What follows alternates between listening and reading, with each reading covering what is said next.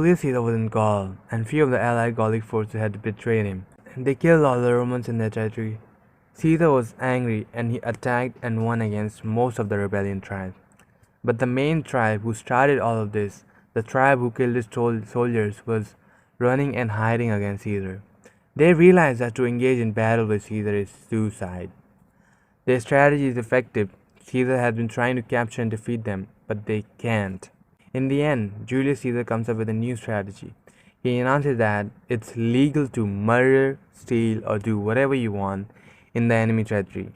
The Roman soldiers will protect you as much as they can. This creates hurry in other Gallic tribes because they love to raid. And this plan works really well. The tribe has been disappeared and vanished from the earth, and Caesar's plan is a success. Back in Rome, things are not good. Caesar's daughter is dead, and one politician who was a major help to him dies. Not only he sad about his daughter's death, but on top of that, he is also losing a lot of control over Rome. The Gauls knew about this. They knew that Caesar is not doing good, and they were seeing this as an opportunity to get rid of Caesar and betray him. The tribes were starting to realize they're not free anymore how they used to be. Plus, they don't like how Caesar just does whatever he wants. He has killed two of their men. They want to overthrow the Roman rule. They decide to put together an alliance of all the noble Gauls. They make this guy, Vercingetorix, leader of it. He had a lot of exposure to the Roman style of things, especially in battle. He knows how to strategize and control an army. So he starts off his plan with a small invasion, keeps Caesar busy in a different part of Gaul. While Caesar is busy, he sends in his army, his main forces, to fight against Caesar's main forces and cut off Caesar from his army. So he basically cuts off Caesar from his main army, and Caesar cannot reach his army, and the army needs Caesar for command. There is no way for him to reach his army. The only way is his army would have to fight off the Gallic forces without Caesar's command. Everything is going bad for him. He has no support from his army, and he is low on resources and supplies. Caesar finds a snowy mountainous town, and this is his only way. Gauls knew about it. They thought even if Caesar decides to choose this route, he's not gonna be able to make it because no man has ever made it out alive out of that place. It was a mountainous area with 6 feet thick snow, and it was still winter. But Caesar, being Caesar, with his pure determination, he makes it out alive and reaches his army. Vercingetorix sees it and starts off his counter plan. He tells his soldier that destroy all the villages, supplies near Caesar, and retreat.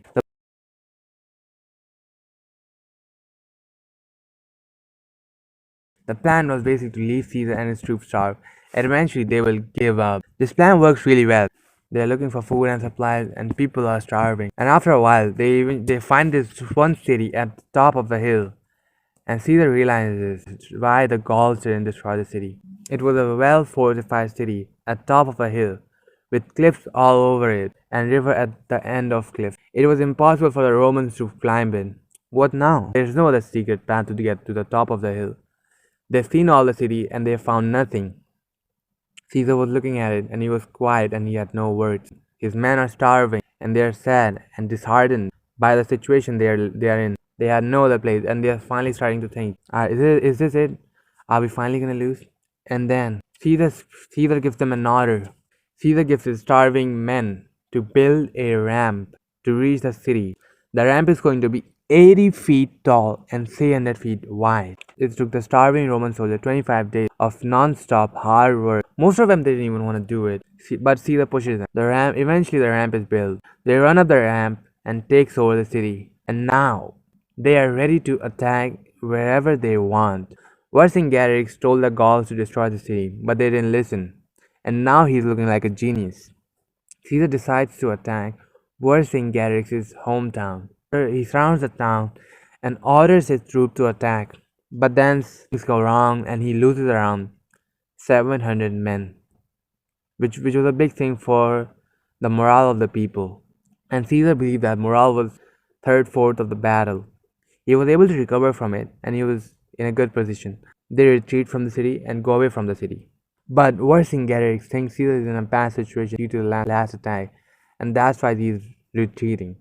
And he orders his men to attack Caesar. But that was a wrong assumption. Caesar was ready to kick some ass, and indeed he does kick some ass.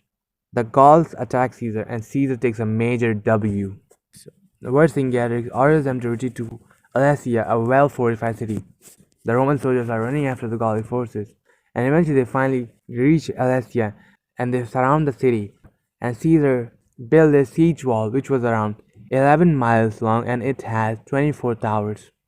Just when the wall was about to close, Vercingetorix sends his people and tells them to gather as many troops as you can to fight against Caesar's army.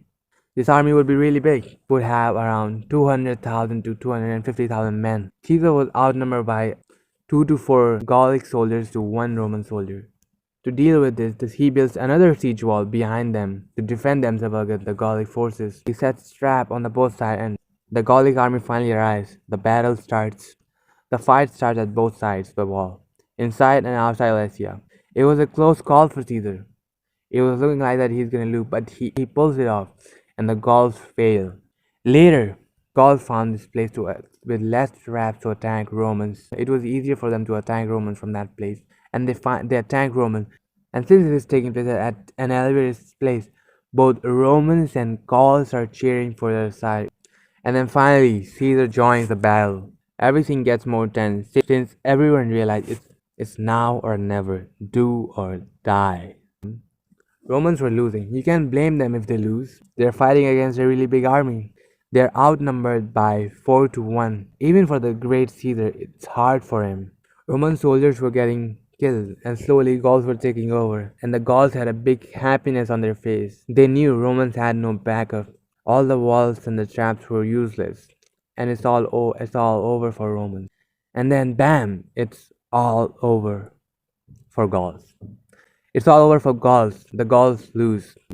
Before coming to the battlefield, Caesar had sent few cavalry to go around the main Gallic forces and attack them from behind. And just when the Romans were about to lose, the army attacked from behind, and the Gauls were crushed and lose. In the end, Vercingetorix gives himself up to Caesar, and the Gauls were crushed and they lose. 8 years of war, 500,000 to 1 million people dead, and Romans finally conquered Gaul. Caesar wants to go back now, but turns out jealous politicians back in Rome are framing him to be a criminal.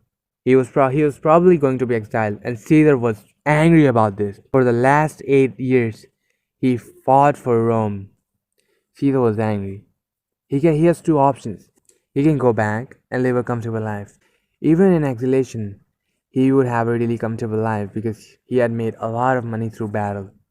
People thought if Caesar was gonna fight, he was gonna stay back in Gaul and play a defensive battle. He was up against a way bigger army than his, and he was up against the greatest general of all time. But Caesar takes a suicide move. He decides to attack Rome itself.